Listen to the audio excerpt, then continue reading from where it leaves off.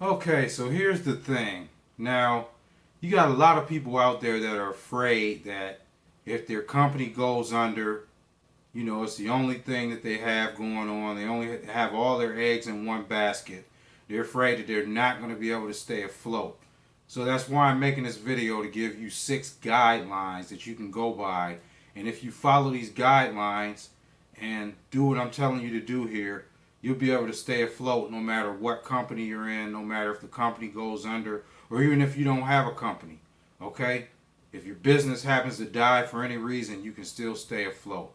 So I'm going to go ahead and jump right into these 6 and make sure you follow them to a T. You might want to take notes or whatever you got to do to remember this info because it's very important. Okay, so jumping right in. Number 1, even if you don't know where you're headed and business wise, you always want to acquire new skills, okay? And I've said this before and I'll say it again. The reason why you want to keep acquiring new skills, whether it's through mentorship or whether you're paying for, a particular training, whatever the case may be, the reason why you want to acquire those new skills are to improve your direction.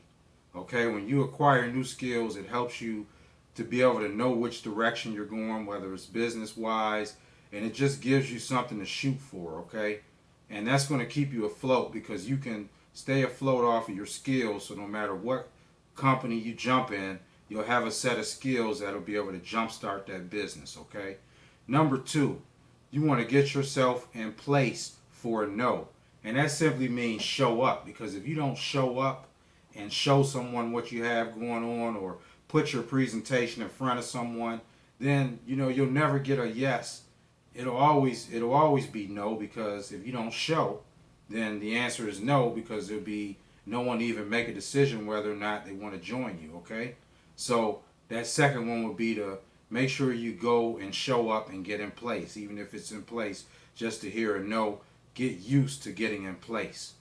Number 3 would be you want to lead and not just manage your team. Okay, in other words, instead of just telling your team what to do and giving them the direction, you want to show them why they're doing it. Okay, and just like when you were a kid and your parents tell you, hey, don't go near the flame, it's hot, it'll burn you. You don't know what that means until they actually take your finger and put it close enough to the flame or the oven or the stove for you to feel the heat coming off of that. Okay, then you actually know why you weren't supposed to go near the flame.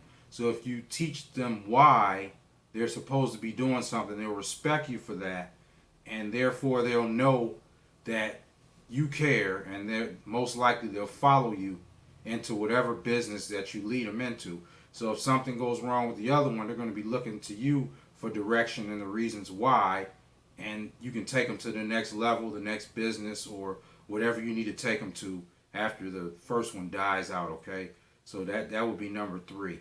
Number 4 would be you need to brand you. Okay, and that means don't just be known for the person that rocked out the company or the business that you're in. You want to make sure that people know you, and this means creating content. It may mean training. It means basically attracting people to you and showing that you're an authoritative figure versus the company, because once the company dies, you die if you haven't branded yourself. Okay, so number 4 is you want to make sure that you're always branding you first. Company comes second. Therefore the company could change at any time, doesn't matter, because people look to you for that direction. Okay, that was number 4. Number 5 would be you want to write down your goals for each pillar for each year. And that simply means that instead of just writing down your financial goals for the year, or I want to accomplish this one thing, you want to individualize that list, which means you want to write down the goals for your health. You might want to write down the goals for your kids. You might want to write down the goals for your spouse and your church, and so on and so forth. So you want to master all levels of your goals instead of just one specific goal. Get very specific into which goals and what those goals are. Okay, and when you do that, you'll be able to focus more on your goals and not just on the business, and therefore the business will fall into place, so it doesn't matter which business you're in. Last but not least, number 6, you want to master communication. Okay, you want to make sure you brush up good on your communication skills and be able to communicate with your leads, your spouse, and your friends. That way, you're not collecting leads for nothing. You're not having your spouse for nothing. You're not having friends for nothing. You want to make sure that everything you do is not in vain. So if you have good communication skills, you can get through to your leads or whoever else it may be and make the best of what you have. So instead of looking for a bunch of new leads, even though you need new leads, and I'm a big advocate of, flooding your funnel with leads, but still, you want to make sure that you captivate on what you have. That way, you're not wasting any of your time and your efforts, okay?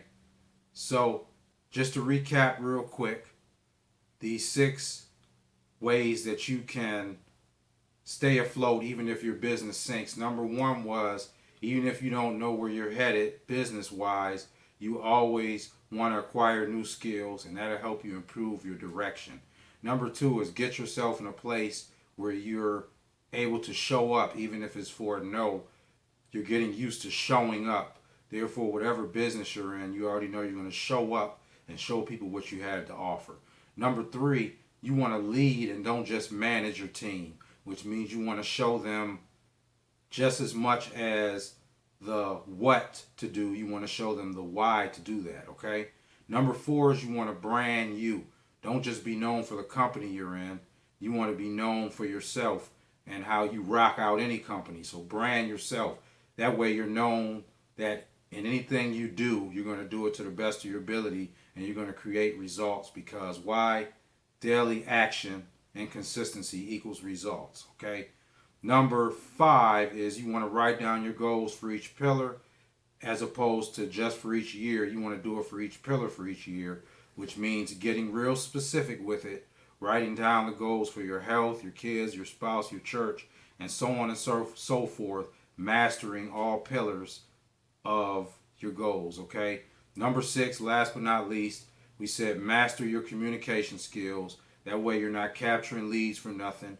Your spouse is not around for nothing, and your friends aren't around for nothing, and therefore you can lead yourself in any business venture that you choose to be in.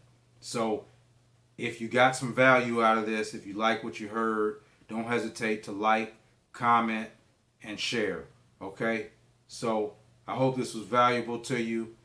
Put all these into action. I hope you were taking notes. If not, rewind, get it again, get the knowledge, because this is real important. I hope that you got something out of it, and I hope that no matter what business venture you're in or you're not in, that you'll be able to prosper, okay? So until next time, I'll see you at the top.